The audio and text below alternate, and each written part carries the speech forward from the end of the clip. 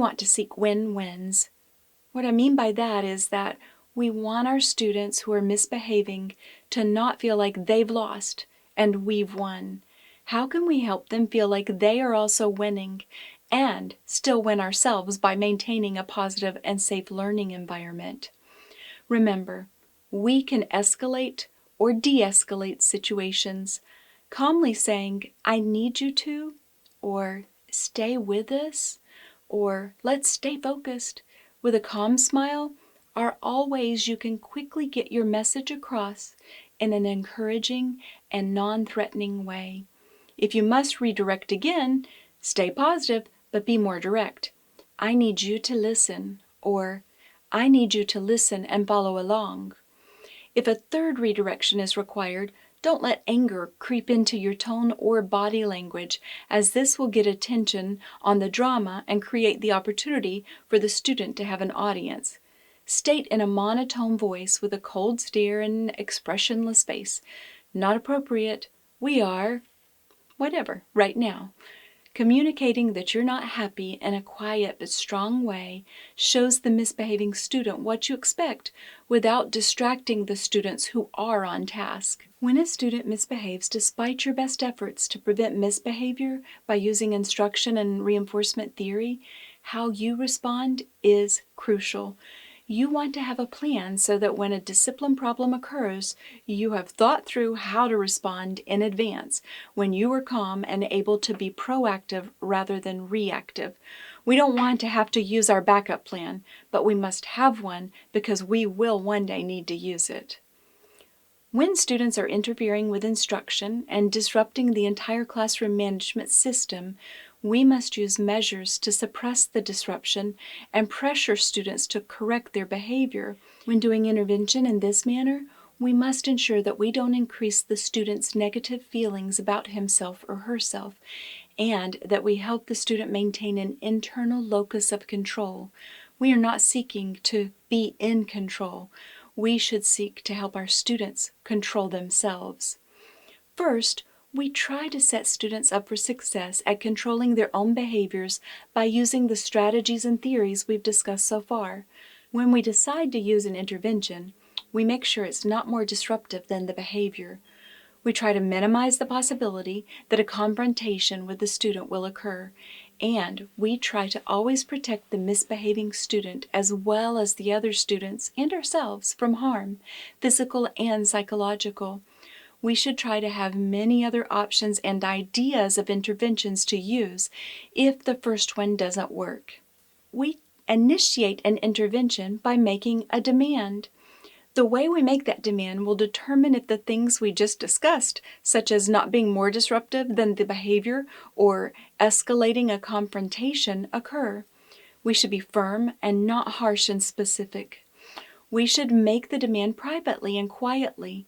Say something like, "David, you have 4 more problems to do. Get started." Or, "Sally, sit at your desk." If you say this to the student in front of his or her peers in a challenging way, you are very likely to get a quite different response than if you say it quietly and calmly and with no intent to establish your own dominance. Maintain eye contact, have a serious look, but not a mean one, and use few words. Don't get off track by bringing up past behaviors. Just make your demand and wait for the student to comply. Wait a few more seconds and say thank you before walking away. Consequences sometimes have to happen. They must flow logically from what the student did, which is what separates them from punishment.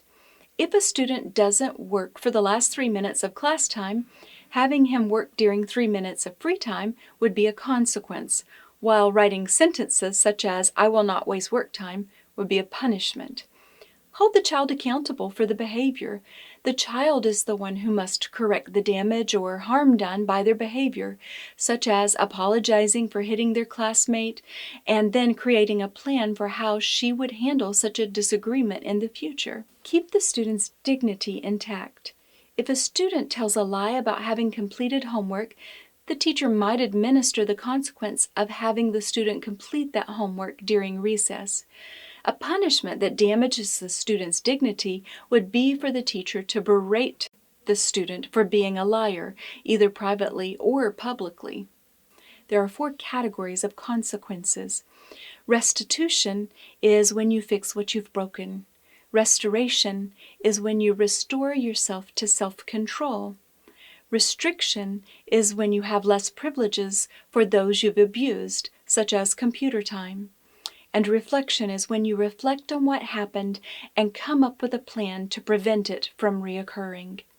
Giving students choice of consequences can help them learn how to control themselves and make good decisions. Would you like to do your homework at recess or lunch? We can discuss this during your free period or after school. Which would you prefer? Some students will end up needing an individual intervention plan to help them have the support they need to change their behavior.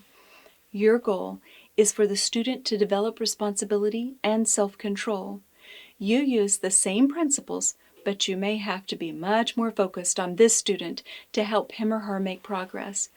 Tips for success include: work on one behavior at a time and start with any that are safety issues or the most disruptive or even the one that drives you the craziest. Have a very specific behavioral goal. Ignore other behaviors as much as possible and only give feedback on the targeted behavior. Don't use extrinsic rewards. Focus on improvement and give feedback that gives credit for effort as what led to success. Reinforce progress and don't wait to reinforce perfection. Begin with a plan that doesn't have consequences.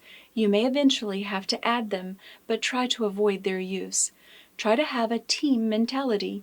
You and the student are a team trying to help achieve changes in behavior. Say things like, "We have an issue we need to address. Let's talk about it. I want you to know that I will support you in any way I can as you learn and grow."